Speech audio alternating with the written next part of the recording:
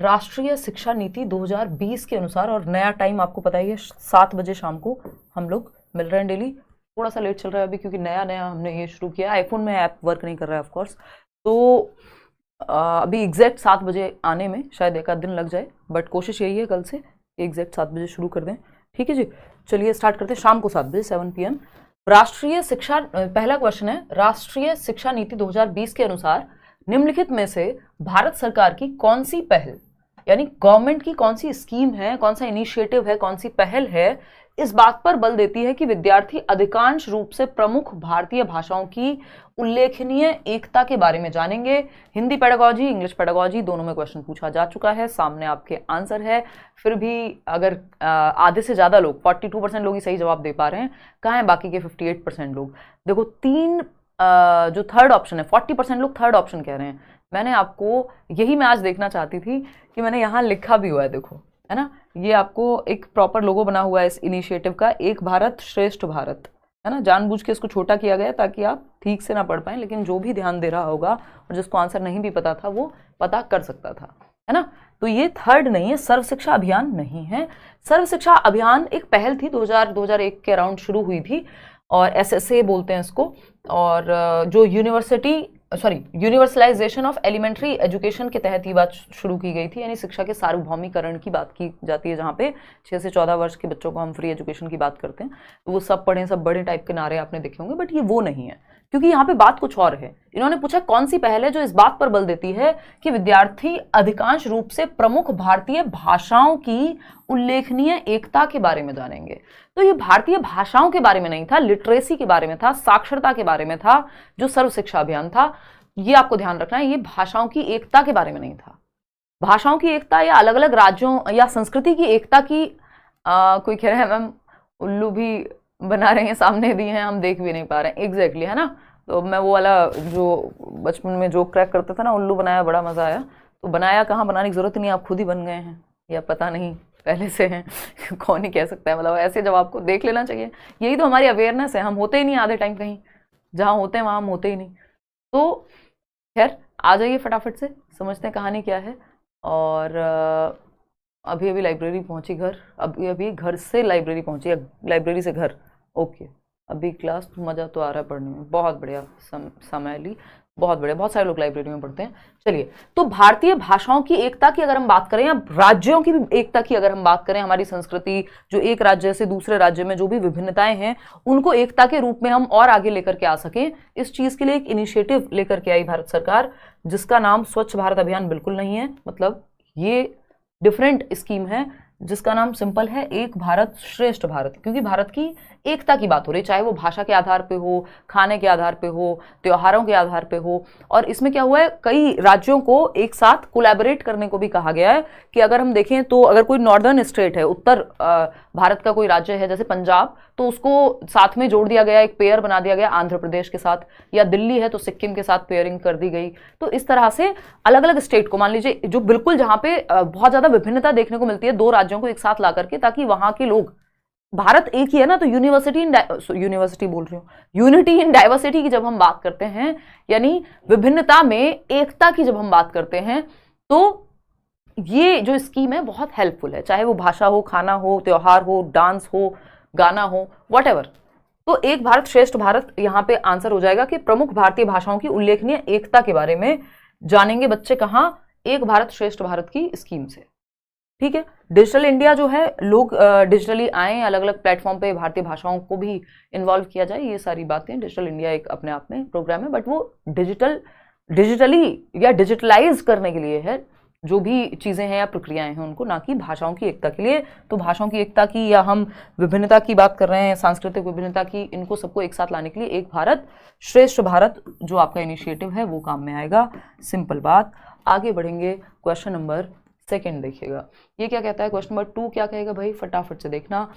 प्राथमिक स्तर पर भाषा शिक्षण के लिए कहानी सुनाने का तरीका सबसे अधिक महत्वपूर्ण है। अब देखना, ये क्वेश्चन आया हुआ है, कहाँ आया हुआ है, पेपर 2 में आया हुआ है ना, शायद ऑनलाइन एग्जाम जो आपका 2022 में हुआ था, या 21 का होगा, तो ये क्वेश्चन आया हुआ है। प्राथमिक स्तर पर भाषा शिक्षण के लिए कहानी सुनाने का तरीका सबसे अधिक महत्वपूर्ण है, क्यों?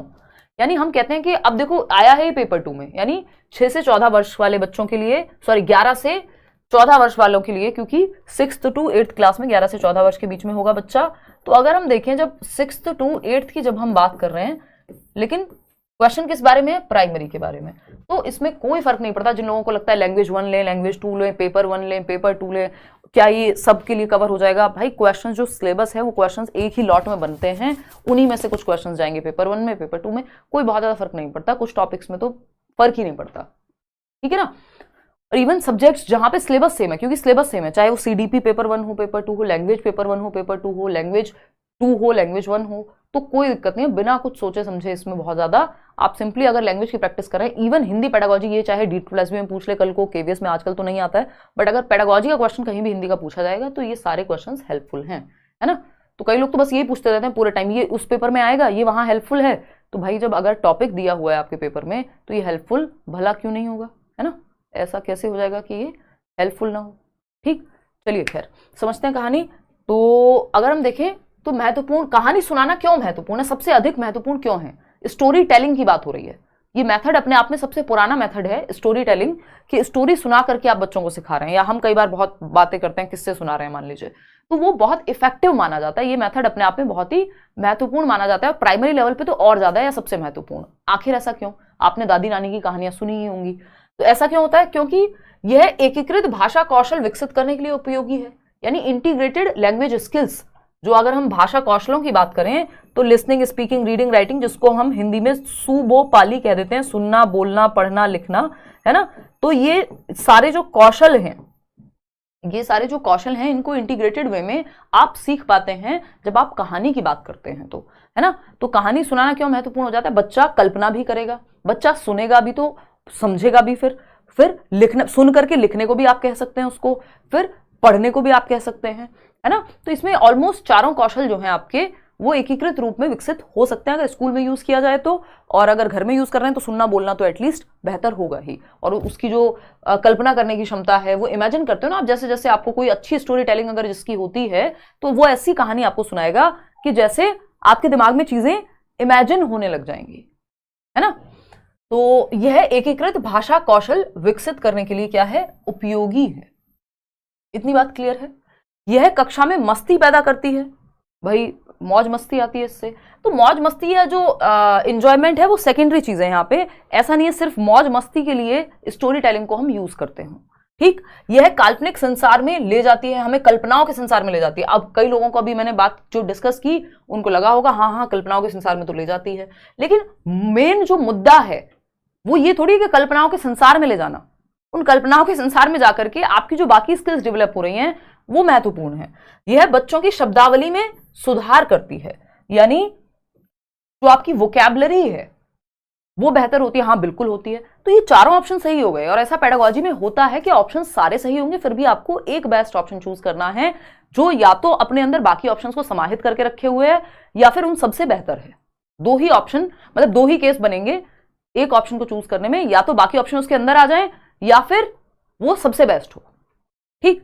तो यह एकीकृत भाषा कौशल विकसित करने के लिए उपयोगी है, यानी जो आपकी इंटीग्रेटेड लैंग्वेज स्किल्स हैं वो डेवलप होती हैं व्यक्ति की कल्पना शक्ति से लेके, उसकी सुनने के कौशल से लेके, उसके बोलने के कौशल से लेके, क्योंकि जब आप सुन रहे हैं तो आपका बोलना भी बेहतर होता है ना। आप याद कर लीजिए जितने भी लोग जो अच्छे कथावाचक कह लीजिए आप, या फिर जिनकी स्टोरी टेलिंग अच्छी है, जैसे फॉर एग्जांपल आप जितने भी स्टैंड अप कॉमेडियन देखते हैं उनकी, मतलब जितने भी मीन्स जो बेहतर हैं उनकी जो स्टोरी टेलिंग है वो आपको बेहतर मिलेगी। जो अगर मैं बात करूं इवन अगर हम कुमार विश्वास जी का एग्जांपल लें, जाकिर खान, या फिर कोई भी अगर जो भी अच्छे कॉमेडियंस हैं, या सौरभ द्विवेदी सर, तो मैं इस बार इवन बोल भी रही थी उनको कि बड़ी अच्छी उनकी स्टोरी टेलिंग है। तो अगर हम देखें स्टोरी टेलिंग क्या है, आपको इमेजिन करा देगी वो जो कहानी है या वो जो बातचीत है, वो आपको लगता है आप खो गए हैं उस चीज में, ठीक है ना। तो ये सारी चीजें सिर्फ मस्ती पैदा नहीं, सिर्फ काल्पनिक संसार में ले जाना उद्देश्य नहीं है, सिर्फ शब्दावली बढ़ाना उद्देश्य नहीं है, ये सब है। और इसके साथ साथ जो आपके भाषा कौशल है वो सब विकसित होंगे एक साथ, एक यूनिट के रूप में, एक सिंगल यूनिट के रूप में, ठीक है। फोन बज रहा है, इसको बंद कर देते हैं। चलो फिर, तो फर्स्ट ऑप्शन हो गया सही। आगे बढ़े क्वेश्चन नंबर 3 पर, देख लेते हैं क्या कहानी है। क्वेश्चन नंबर 3 क्या कहता है? निम्नलिखित में कौन सा वाक्य अधिगम के रचनात्मक वर्षों में भाषा विकास और अकादमिक दक्षताओं के लिए सबसे उपयुक्त है? यानी कौन सा वाक्य अधिगम के लिए, यानी हम सेंटेंस लर्निंग की जब हम बात कर रहे हैं, और जो रचनात्मक वर्ष हैं, जब बच्चा वाक्य बनाना सीखता है, उनकी रचना करना सीखता है, तो कौन से भाषा विकास और अकादमिक दक्षताओं यानी एकेडमिक स्किल्स, पढ़ना लिखना, इन सब के लिए महत्वपूर्ण है। जब बच्चा वाक्य बनाना सीख रहा है, उसकी रचना करना सीख रहा है, तब तो बच्चों को बार बार वार्तालाप में शामिल करना चाहिए। बच्चे जो देखते हैं उन पर ध्यान आकर्षित करने तथा उस पर संयुक्त टिप्पणी करने को कहें, है ना, जो भी देखा है उस पर टिप्पणी दें। एक सामाजिक कार्यों की अनुकृति वाले खेल खेलें, बच्चों को फिल्में देखने के लिए प्रोत्साहित करें। अब सारी सही लग रहे होंगे भाई, सब सही ही है अगर देखें तो, ठीक है ना। फिर से पढ़ते हैं, क्वेश्चन क्या था, निम्नलिखित में से कौन सा वाक्य अधिगम के रचनात्मक वर्षों में भाषा विकास और अकादमिक दक्षताओं के लिए सबसे उपयुक्त है, बताइएगा। अब ये क्वेश्चन उन्होंने थोड़ा सा कॉम्प्लिकेट किया है। बच्चे जो देखते हैं उन पर ध्यान आकर्षित करने तथा उस पर संयुक्त टिप्पणी करने को कहें। इससे बेहतर ये नहीं है कि अगर वो वाक्य की संरचना सीख रहे हैं तो वो वाक्यों को बच्चों को बार बार वार्तालाप में शामिल कर रहे हैं, यानी आप क्या कर रहे हैं, बच्चों को एक्टिविटी में या कम्युनिकेशन में इन्वॉल्व कर रहे हैं, जहां वो टिप्पणी भी दे सकते हैं। तो ये वाली बात तो यहीं आ गई, है ना, जहां वो टिप्पणी भी दे सकते हैं। टिप्पणी लिख के थोड़ी दी जाती है, कमेंट तो आप वर्बली भी पास कर सकते हैं या बात कर सकते हैं, ठीक है ना। तो बच्चों को बार बार वार्तालाप में शामिल करें, तो इससे क्या होगा, सबसे ज्यादा एक्टिव होगा बच्चा, सबसे ज्यादा सक्रिय बाकी के तीनों ऑप्शंस के हिसाब से यहीं पे होगा, या मुकाबले जो है in comparison of other 3 options सबसे ज्यादा एक्टिव बच्चा फर्स्ट ऑप्शन में होगा, है ना। तो सेकंड नहीं होगा, क्योंकि वहां पे अकादमिक लिखा हुआ था, तो हमने मान लिया कि भैया टिप्पणी करना ही सही होगा। और टिप्पणी करने का मतलब सिर्फ लिखना नहीं है, बोल करके भी टिप्पणी की जा सकती है, ठीक है ना। तो बच्चों को बार बार वार्तालाप में शामिल करना, उससे क्या होगा, रचनात्मक वर्षों में भाषा विकास और अकादमिक दक्षताओं को हेल्प ही मिलेगी। शुरुआत में जो प्राइमरी क्लासेस हैं, हम बच्चों को सिर्फ लिखवाने पे थोड़ी फोकस करते हैं, तो फर्स्ट ऑप्शन ज्यादा बेटर है सेकंड से। आगे बढ़ेंगे क्वेश्चन नंबर 4 पर। ये क्या कहता है भाई, क्वेश्चन नंबर 4 कहता है भाषा शिक्षण का उद्देश्य होना चाहिए, यानी लैंग्वेज टीचिंग जो हम कर रहे हैं, भाषा को सिखा रहे हैं यदि, तो इसका ऑब्जेक्टिव क्या होना चाहिए, इसका उद्देश्य क्या होना चाहिए, फटाफट से बताइएगा, जवाब दीजिएगा। साइंस की पेडागोजी बैच परचेज के लिए क्या करें, करियर विल ऐप डाउनलोड कर लीजिए और वेबसाइट से जाके एनरोल कर लीजिए। देखना एक बार, 78% लोग कह रहे हैं कि सेकंड ऑप्शन। चलो पढ़ते हैं, भाषा शिक्षण का क्या उद्देश्य होना चाहिए, विद्यार्थियों को अकादमिक वार्तालाप कौशल में सक्षम बनाना, यानी सिर्फ अकादमिक वार्तालाप में, यानी सिर्फ वही बातें करें जो क्लास में वो पढ़ रहे हैं, नहीं, ओवरऑल बातें करना जरूरी है, फिर वो एकेडमिक्स में भी हेल्प कर देंगी, जो अभी लास्ट क्वेश्चन में भी हमने देखा था, ठीक है ना। इतनी बात क्लियर है। फिर आते हैं सेकंड पे, विद्यार्थियों को सभी स्थितियों में अर्थपूर्ण ढंग से, मीनिंगफुल तरीके से प्रतिक्रिया करने में सक्षम बनाना, चाहे वो स्थिति अकादमिक हो, सामाजिक हो, कुछ भी हो। विद्यार्थियों को सवालों, क्योंकि हमें एकेडमिक्स को लाइफ से अलग नहीं करना है, ऐसा एनसीएफ कहता है, जीवन से जोड़िए आप बच्चे को, जो भी वो क्लासरूम में सीख रहा है। विद्यार्थियों को सवालों के जवाब देने में सक्षम बनाना, सिर्फ जवाब देने में सक्षम बने, चाहे रट करके दे रहे हो, नहीं। विद्यार्थियों को परीक्षाओं में बेहतर प्रदर्शन करने में सक्षम बनाना, सिर्फ बेहतर प्रदर्शन करना, नंबर लाना हमारा उद्देश्य है, नहीं, वो अपने आप आ जाएंगे। तो अर्थपूर्ण ढंग से सभी स्थितियों में जब वो प्रतिक्रिया देने में सक्षम होंगे तो बेहतर हो जाएगा उनका जो लैंग्वेज लर्निंग है या भाषा अधिगम है। कक्षा की स्थिति का अवलोकन करें, यानी कि ऑब्जर्व करें क्लासरूम को, और प्रयुक्त भाषा शिक्षण के तरीके की पहचान करें कि किस तरीके से भाषा को सिखाया जा रहा है, इसकी पहचान करनी है आपको, फटाफट से बताइए। अध्यापक यानी टीचर कहते हैं, क्या कहते हैं भाई टीचर, यानी कौन सा मेथड यूज हो रहा है, इस पे आपको फोकस करना है, फटाफट से पढ़ करके। तो अगर मैं देखूं तो टीचर ने कहा कलम पकड़े हुए, यानी अध्यापक कलम पकड़े हुए, यह एक कलम है, यानी उन्होंने कलम पकड़ के कहा यह एक कलम है, ठीक, 2 बार रिपीट किया, यह एक कलम है। दीवार पर लगी घड़ी की ओर इशारा करते हुए, मान लीजिए घड़ी लगी हुई है क्लासरूम में, तो उधर इशारा करते हुए कहा यह एक घड़ी है, 2 बार कहा, फिर से कहा यह एक घड़ी है, ठीक। सभी अपनी कलम पकड़ो, तो सबको अपना जो पेन है वो पकड़ने को कहा, बच्चों ने भी हाथ में पेन पकड़ लिया। फिर क्या हुआ, सभी विद्यार्थी अपनी अपनी कलम उठाते हैं, उठा ली भाई कलम, ठीक। फिर उसके बाद क्या करेंगे, अध्यापक ने कहा सुनिए यह एक कलम है, फिर अगेन वही चीज रिपीट हुई, तो विद्यार्थी ने भी कहा यह एक, सबने अपनी अपनी कलम उठा करके कि यह एक कलम है। कैसी, कौन सा मेथड है भाषा को सिखाने का, पहला ऑप्शन है सिचुएशनल लैंग्वेज टीचिंग कहते हैं इसको, स्थिति परिभाषा शिक्षण, यानी स्थिति के अनुसार सिखाया गया है। टास्क बेस्ड लैंग्वेज टीचिंग है, कार्य आधारित भाषा शिक्षण। कंटेंट बेस्ड लैंग्वेज टीचिंग है, टेस्ट बेस्ड लैंग्वेज टीचिंग है। प्रॉब्लम ये हुई है कि हिंदी पेडागोजी को ट्रांसलेशन कर दिया गया है इंग्लिश पेडागोजी से सीधे सीधे, और इस चक्कर में कई क्वेश्चन ऐसे अटपटे लगते हैं हमें आंसर करने में, क्योंकि वो हिंदी के लिए बनाए गए होते तो बात अलग होती, लेकिन जब से पेपर ऑनलाइन हुआ इन्होंने इंग्लिश वाले को ट्रांसलेशन करके देना शुरू कर दिया, तो उसकी वजह से कई क्वेश्चंस में अटपटापन लगेगा आपको सॉल्व करते हुए। तो उसमें इंग्लिश पेडागोजी के कॉन्सेप्ट को लगाना है, ना कि हिंदी के, ठीक, उन केसेस में। अब यहाँ पे जो आंसर है वो होगा आपका सिचुएशनल बेस्ड टीचिंग, SLT बोलते हैं इसको, situational language teaching, SLT।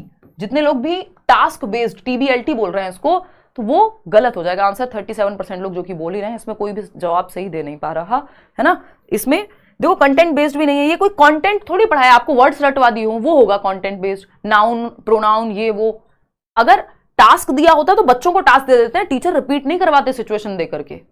Task based जो लैंग्वेज टीचिंग होती है TBLT बोलते हैं उसको, उसमें आपको कह दिया जाएगा एक काम करो, एक पैम्पलेट बना के लाओ कोई एडवर्टीजमेंट का, एक काम करो कोई ब्लॉग लिख के लाना, कल एक वीडियो बना के लाना। ये टास्क बच्चे को दिया गया है, टीचर नहीं उसमें खुद से बार बार रिपीट करेगा सिचुएशन में आकर के, तो इसलिए TBLT नहीं होगा ये, है ना। तो बचता ही है सिर्फ क्या, सिचुएशनल लैंग्वेज टीचिंग, स्थिति भाषा शिक्षण, परिभाषा भी नहीं, स्थिति भाषा शिक्षण, ये क्योंकि ट्रांसलेटेड ही है। सिचुएशन को के हिसाब से आप लैंग्वेज को सिखा रहे हैं। आपने बच्चे को कहा कि एक काम करो सब्जी लेकर के आओ 5 मिनट, मतलब वो सब्जी लेने गया है और सब्जी से रिलेटेड शब्द सीख रहा है। जैसे जब वो वॉशरूम जाने के लिए पूछता है तो वो इंग्लिश में पूछ रहा है मान लो, तो वो सिचुएशन में शब्दों को यूज कर रहा है ना, मे आई गो टू वॉशरूम और व्हाटएवर। तो यहां पे आपने सिचुएशन दी है कि ये एक पेन है, तो वो पेन है वहां एग्जिस्टिंग, सिचुएशन के हिसाब से बोला गया है उस सेंटेंस को, तो कोई और ऑप्शन यहां बचता नहीं है, रियलिया का प्रयोग किया है एक तरह से। क्वेश्चन नंबर 6 देखिएगा, ये भी थोड़ा सा अटपटा क्वेश्चन आपको लग सकता है, फिर भी क्वेश्चन कोशिश कीजिए कि इसको सॉल्व किया जाए ठीक से, बताना एक बार।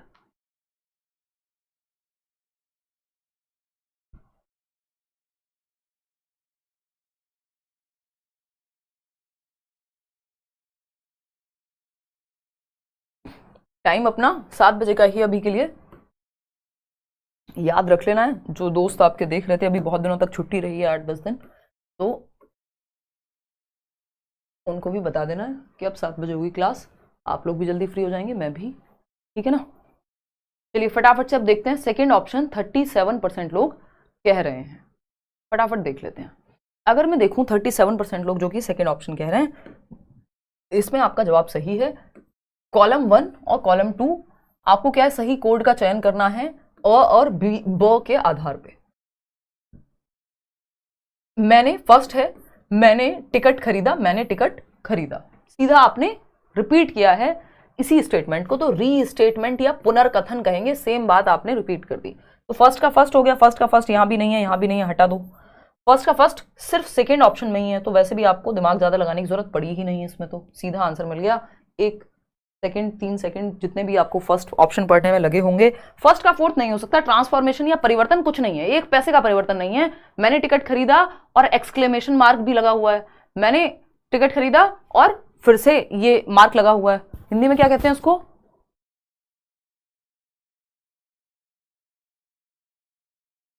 हाँ विस्मयादि बोधक हो गया। तो अगर हम बात करें यहां, तो सेम जो आपका चिन्ह है वो भी सेम है, सेंटेंस भी सेम है, तो कोई अंतर ही नहीं है, कोई भी अंतर ही नहीं है। कोई कह रहा है सारे क्वेश्चन में मोई मोई हो रहा है, हाँ विस्मयादि बोधक, ठीक है भाई आ जाओ।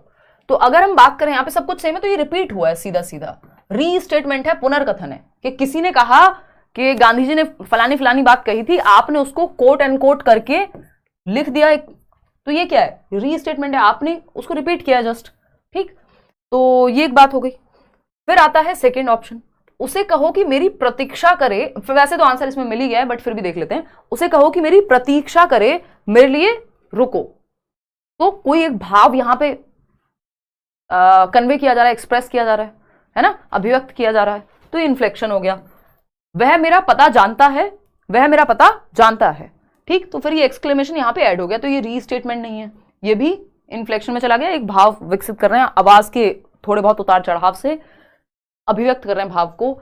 मैं उसे जानती हूं, मैं शायद ही उसे जानती हूं, ये क्या है, ट्रांसफॉर्मेशन है, भावनाएं बदल दी, जज्बात बदल दिए, हल्का सा परिवर्तन किया, बस शायद ही उसे जानती हूं, तो शायद लगा दिया, शायद ही लगा दिया, बाकी तो मैं उसे जानती हूं, अब कह दिया कि मैं शायद ही उसे जानती हूं, तो ट्रांसफॉर्म कर दिया उसको, जो कि आप देख पा रहे हैं सेकंड का फोर्थ हो जाएगा। उस हिसाब से आगे बढ़ेंगे क्वेश्चन नंबर 7 पर, देखना फटाफट से और फिर आगे बढ़ते हैं।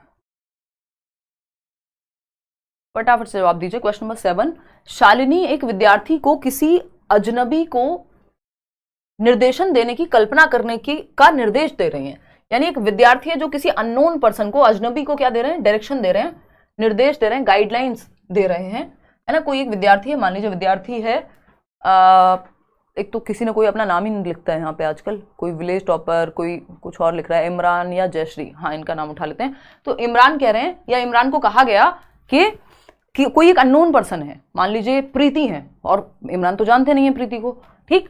तो इमरान को डायरेक्शन देनी है कि भाई वो फलानी फलानी जगह कौन सी है, कहाँ किधर पड़ती है, और इमरान के घर के पास की जगह, या इमरान को पता है तो वो प्रीति को बता देंगे कि भाई यहाँ से लेफ्ट लेना, फिर राइट हो जाना, ये करना।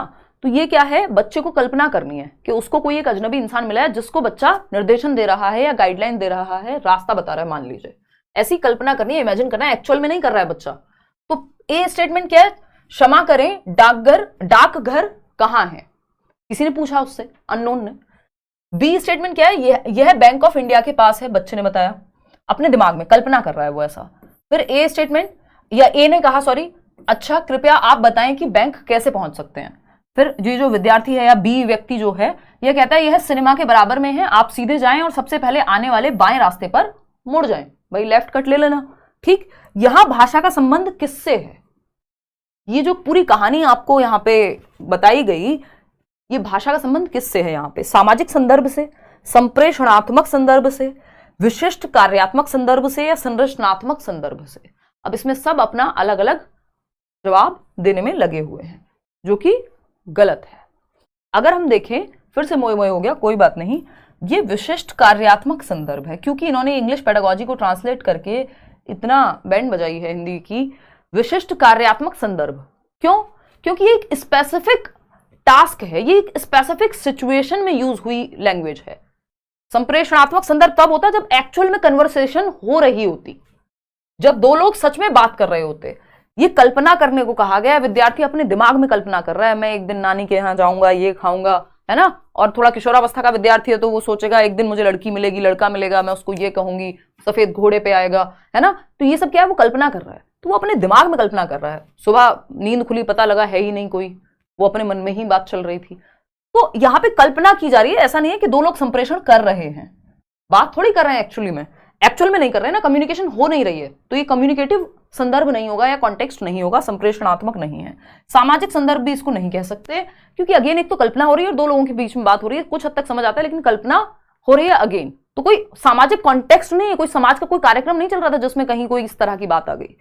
तो ये विशिष्ट कार्यात्मक संदर्भ है कि एक एक्टिविटी दी गई है जो स्पेसिफिक किसी एक टास्क को लेकर के या किसी एक सिचुएशन को लेकर के है।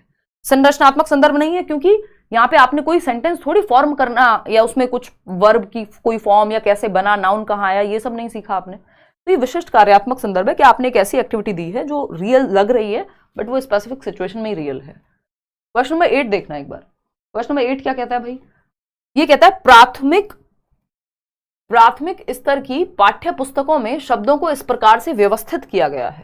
तो एक प्राइमरी स्टेज की एक टेक्स्ट बुक है जिसमें शब्दों को कैसे व्यवस्थित किया गया, ऑर्गेनाइज किया गया है, आपको देखना है।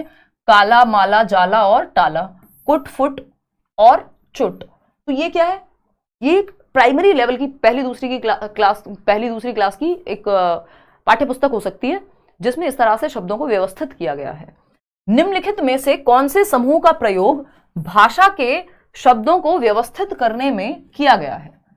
किस तरह का एक ग्रुप यूज हुआ है, कौन सा ग्रुप है, इसको क्या कहेंगे? ग्रुप तो है काला, माला, जाला, मतलब कई सारे शब्द हैं, तो समूह बन गया शब्दों का। तो कोश विषयक यानी बच्चे की जो है वो वोकैबुलरी बेहतर हो रही है। अर्थ विज्ञान समूहीकरण के उसको अर्थ विज्ञान समझ में आएगा प्रॉपर। व्याकरण आधारित समूहीकरण है, भाई व्याकरण का भी इसमें ऐसा कुछ है नहीं।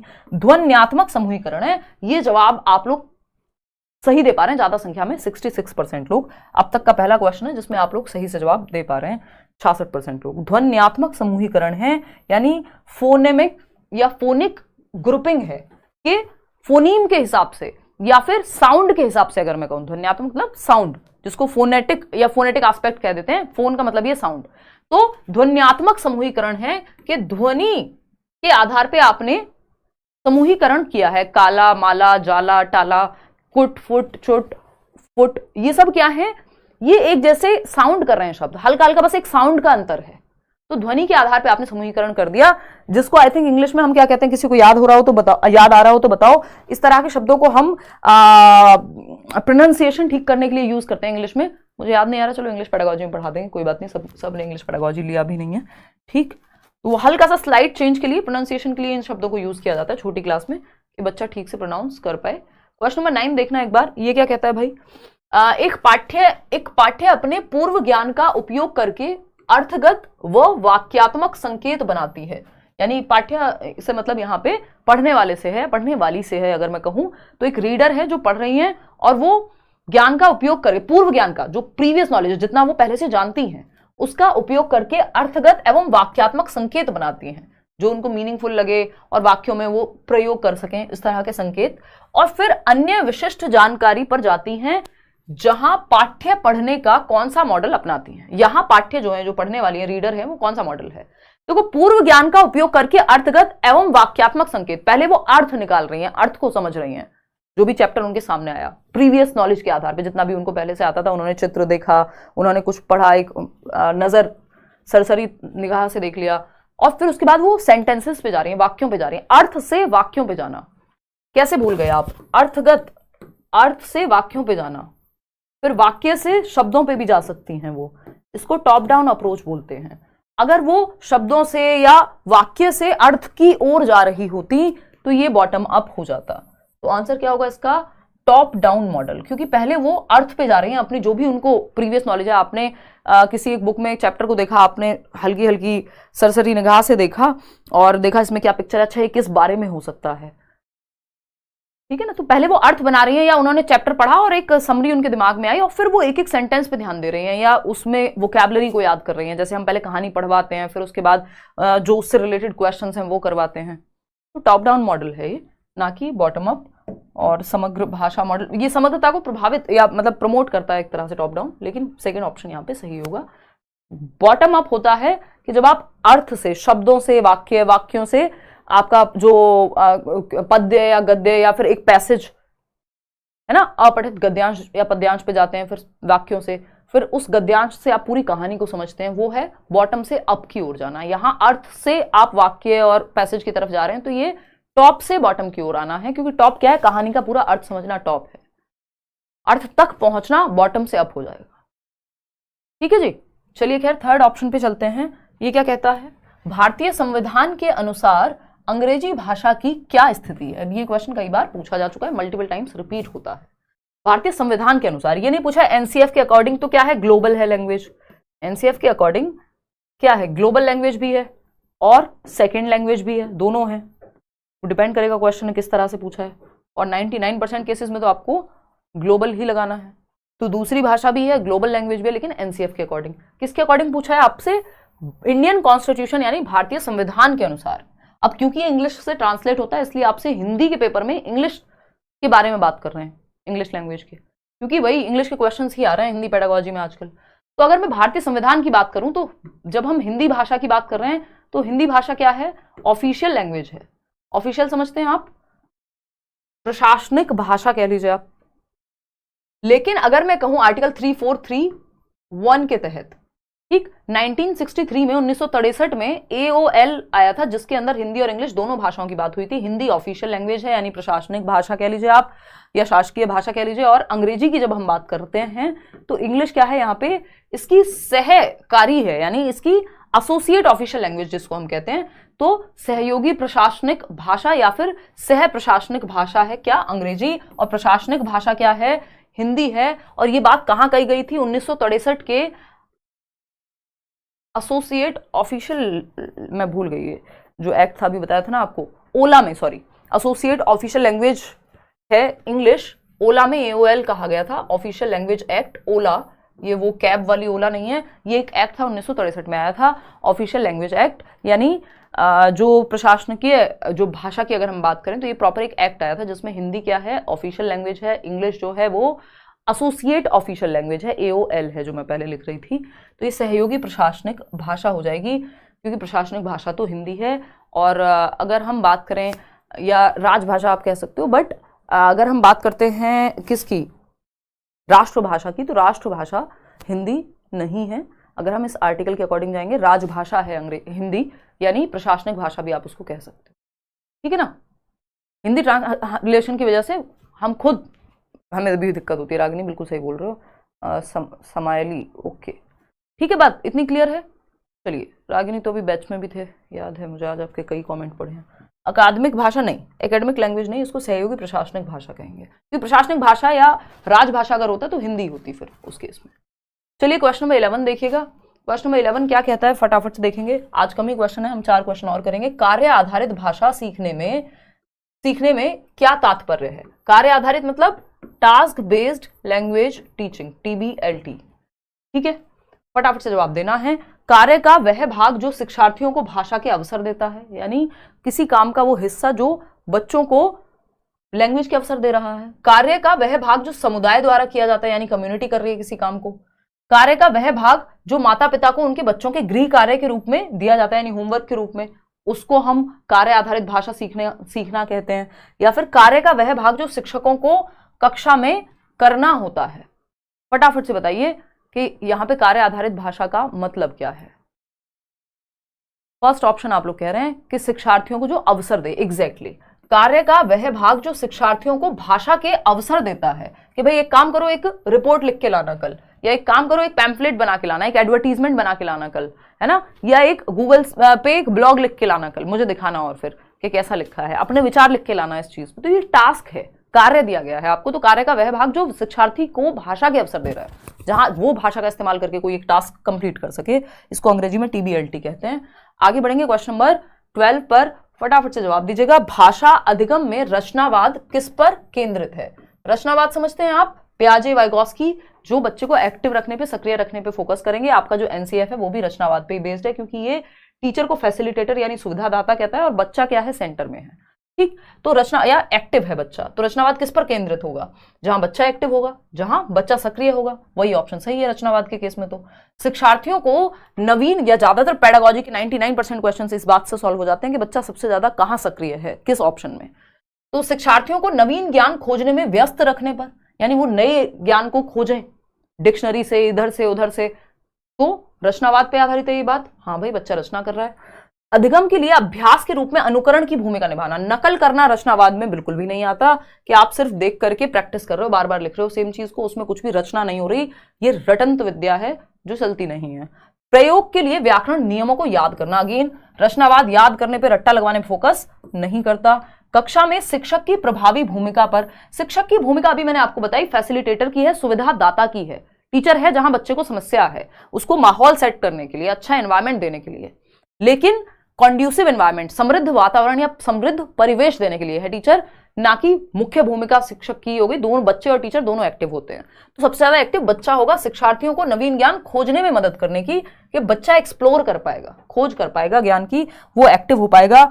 ज्ञान का सृजन करने में बच्चा स्वयं सक्षम है, यानी children are active constructors of knowledge, ऐसा पियाजे कहते हैं जो रचनावादी हैं, ठीक। तो first option is the right answer. आगे बढ़ेंगे क्वेश्चन नंबर 13 देखिएगा। ये क्या कहता है, दो विद्यार्थी एक ही पाठ्य सामग्री को पढ़ते हैं, यानी एक ही कोई मटेरियल है, टेक्स्ट मटेरियल है, किसी ने कोई सेम मूवी देखी, मान लीजिए दो लोगों ने, दोनों अपनी अलग अलग इंटरप्रिटेशन देंगे उसकी। दो लोगों ने सेम न्यूज पढ़ी, दो लोगों ने सेम इंटरव्यू देखा, दो लोगों ने सेम किताब पढ़ी, कोई चैप्टर पढ़ा सेम, है ना, लेकिन हो सकता है वो अलग अलग अपनी बात कहें, फिर भी इसमें बिल्कुल भिन्न अर्थ निकालते हैं। उसने कहा मुझे तो बड़ा पसंद आया ये, कि उसने कहा नहीं मुझे पसंद नहीं आया। किसी का भाषण देख लिया, मान लीजिए आपने कुछ पढ़ लिया, उनके बारे में निम्नलिखित में से कौन सा सही है, यानी भिन्न अर्थ निकाल रहे हैं। दो लोग सेम चीज को पढ़ करके अलग अलग अपना इंटरप्रिटेशन दे रहे हैं, अपना अलग अलग, अगर उनसे समरी भी पूछोगे तो वो अलग ढंग से बताएंगे, अपना अर्थ बताएंगे, अपना अनुभव जोड़ करके उसमें। तो कौन सा आंसर सही है? थर्ड ऑप्शन कह रहे हैं आप लोग, जो कि सही है। यह संभव नहीं है, क्यों नहीं है भाई? संभव, बिल्कुल संभव है ना। मेरे एक्सपीरियंसेस अलग रहे होंगे लाइफ के, तो मैं उसको डिफरेंट तरीके से, मेरी इंटरप्रिटेशन, मेरी एनालिसिस या मेरी कॉग्निटिव स्किल्स डिफरेंट हो सकती है किसी और से। तो यह संभव नहीं है और विद्यार्थियों को इसे दोबारा पढ़ना होगा। ऐसा नहीं है कि बिल्कुल सेम ही मीनिंग निकलेगा, कहानी है ना, सब्जेक्टिविटी है वहां। यह संभव है क्योंकि शिक्षक ने पाठ्य सामग्री को नहीं समझाया है। क्यों भाई? समझा भी दें टीचर तब भी, आपको वो मूवी याद होगी sky is pink, Priyanka Chopra और फरहान अख्तर की मूवी आई थी, स्काई इज पिंक में क्या होता है कि किसी बच्चे ने जो एक बच्चा है छोटा, मान लीजिए पढ़ने जाता है स्कूल में, केजी में, नर्सरी में, जिसमें भी, तो उसने ड्राइंग कराई गई उसको स्कूल में, और उसने बादल को नीला बनाने की जगह पे पिंक कलर का बना दिया, ठीक। और उसकी टीचर ने उसको अगले दिन कहा कि नहीं भाई, ये बादल जो है वो पिंक नहीं होते, स्काई पिंक नहीं होता, स्काई तो फलाने फलाने रंग का होता है, या ब्लू कलर का होता है, या व्हाइट होता है, वॉटेवर। तो उसकी मदर ने उसको कहा, उसने बताया जाकर के कि भाई जो है मेरी टीचर ने तो डांटा है मुझे, मम्मा मुझे तो स्काई पिंक ही पसंद है ना। तो उसकी मदर ने कहा कि ठीक है भाई, तुम्हारा स्काई पिंक हो सकता है ना। होता ना कुछ लोग वो अलग ही दुनिया में रहते हैं, उनको लगता है कि दुनिया नहीं यार, दुनिया तो बहुत अच्छी है, कोई कहेगा दुनिया बहुत बेकार है ना, कोई कुछ और कहेगा, लाइफ इजी है, किसी के लिए लग सकता है, किसी को, बहुत सारे लोगों को ये लग सकता है नहीं भाई इजी तो नहीं है, वॉट एवर इट इज। तो मतलब क्या हुआ, हमारे सबके अर्थ निकालना जो है किसी एक चीज से अलग हो सकते हैं। तो ये बात संभव है, स्काई पिंक हो सकता है किसी के लिए, ठीक है ना। तो यह संभव है क्योंकि व्यक्ति के अधिगम को विविध कारण विभिन्न विधियों से प्रभावित करते हैं। जो व्यक्ति का सीखना है, जो अधिगम है, जो लर्निंग है, विविध कारण, सबके लिए कारण भिन्न हो सकते हैं, अनुभव भिन्न हो सकते हैं, तो वो अलग तरीके से भी उनको प्रभावित भी करेंगे। यह संभव है क्योंकि अधिगम का आशय अर्थ लगाना नहीं है। नहीं, अर्थ तो हम सब निकालते ही हैं चीजों के। तो third option is the right answer. आगे बढ़ेंगे, क्वेश्चन नंबर 14, सेकंड लास्ट है आज के लिए। क्वेश्चन नंबर 14 है, आज हमने क्वेश्चंस कम किए बट हम चर्चा अच्छे से कर पाए हैं, ठीक है ना। क्वेश्चन नंबर 14 कहता है, ऋतु कक्षा 8 अंग्रेजी भाषा की शिक्षक हैं, शिक्षिका हो सकता है, लिखा हो पहले।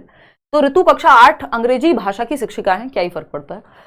कक्षा शिक्षण के दौरान कुछ विद्यार्थी जो प्राय पीछे रह जाते हैं, कुछ बच्चे हैं जो पीछे रह जाते हैं, कक्षा चर्चा में ध्यान नहीं दे रहे हैं, जो क्लासरूम डिस्कशन है उसमें ध्यान नहीं देते हैं। इस स्थिति में ऋतु को, जो कि एक टीचर हैं, उनको क्या करना चाहिए, सिंपली पूछा है हमसे, आपको फटाफट से बताना है।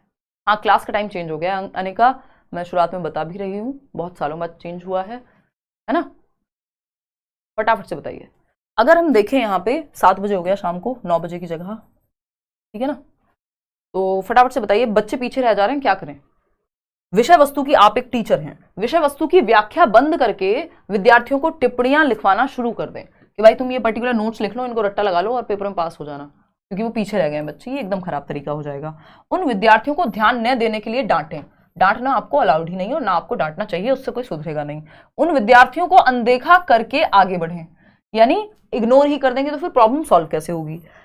फोर्थ ऑप्शन है, उन विद्यार्थियों से प्रश्न पूछें व चर्चा का भाग बनाएं और अपनी शिक्षण युक्ति में बदलाव करें, यानी अपने टीचिंग मेथड में थोड़ा सा चेंज लाएं।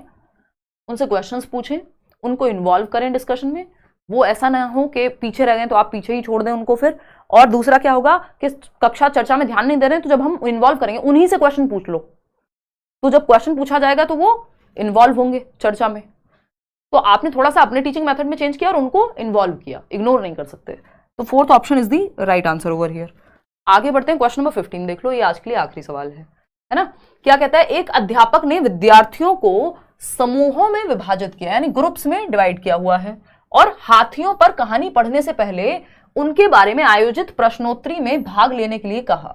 यहां पर अध्यापक का क्या मंतव्य है, उनकी मंशा क्या है, वो चाहते क्या है ना। जब बच्चों को ग्रुप्स में कर दिया डिवाइड, हाथियों पे कहानी पढ़ने जाने वाले हैं, मतलब कहानी पढ़ी जाएगी हाथियों के ऊपर, एलिफेंट्स के ऊपर, ठीक है।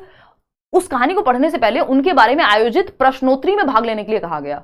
कि प्रश्नोत्तरी आपको पता है पूर्व ज्ञान को चेक करते हैं, प्रीवियस नॉलेज टेस्टिंग होती है, जब आप लेसन प्लानिंग भी करते हैं अपने बीएड में, डीएलएड में, बीटीसी में, आप पाठ योजना बनाते हैं, भर भर के पाठ योजना बनाते हैं सैकड़ों की संख्या में, ठीक। तो अब इस पाठ योजना में आपको पता है पहले आप प्रीवियस नॉलेज टेस्टिंग करते हैं, ठीक। उसके लिए आप कुछ क्वेश्चंस पूछते हैं, तो डायरेक्ट चैप्टर ना पढ़ा करके चैप्टर को शुरू करने से पहले आप उसके बारे में कुछ क्वेश्चंस पूछते हैं, प्रश्नोत्तरी में भाग ले रहे हैं कि अच्छा क्या आप सबने हाथी देखा है, अच्छा उसके कितने पैर होते हैं, फिर एक बच्चा कहेगा मैम 8 होते हैं, अच्छा चिंटू तुम बताओ, चिंटू बता रहा है नहीं 9 होते हैं, दूसरे ने बताया 4 होते हैं, व्हाटएवर।